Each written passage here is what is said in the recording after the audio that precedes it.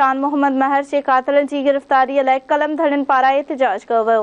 वधीक तफ़सील पेश करे रहियो आहे तलहार मां धरती टीवी न्यूज़ जो रिपोर्टर रुस्तम कहेरी पंहिंजी हिन रिपोर्ट में।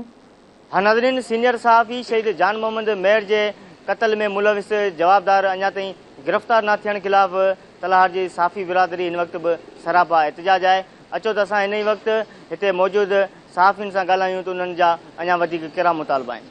सखर में बेदर्दी सां क़त्ल कयल सीनियर सहाफ़ी शहीद जान मोहम्मद महर जे क़त्ल खे 40 ॾींहं गुज़री चुका आहिनि, मगर अञा ताईं हुन जे क़त्ल में जेके मुलविस जवाबदारनि खे गिरफ़्तार नाहे कयो वियो। असीं IG सिंध, DIG हैदराबाद ऐं ॿियनि सभिनी आला अमलदारनि खां मुतालबो था कयूं त सीनियर सहाफ़ी शहीद जान मोहम्मद जे क़त्ल में मुलविस जवाबदारनि खे फौरी तौर ते गिरफ़्तार करे सीनियर सहाफ़ी जे खून सां इंसाफ़ कयो वञे। असांजो बहितरीन बहादुर ऐं बहितरीन सहाफ़ी शहीद जान मोहम्मद महर जेको ॾींहुं ॾिठे जो यानी मगरिब खां पोइ हिकिड़ो ॾींहुं हूंदो आहे ऐं विच बाज़ार में थाणे जे साम्हूं क़त्ल कयो वियो।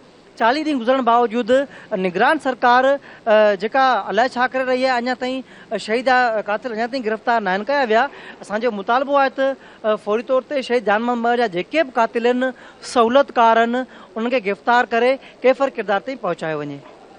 जीअं त शहीद जान मोहम्मद क़त्ल खे 40 ॾींहं गुज़री आहिनि, पर अफ़सोस सां चवणो थो पए त इंतिज़ामिया सिंध निगरान हुकूमत अञा ताईं कातिल गिरफ़्तार न कया आहिनि जेके सरियाम हली रहिया आहिनि।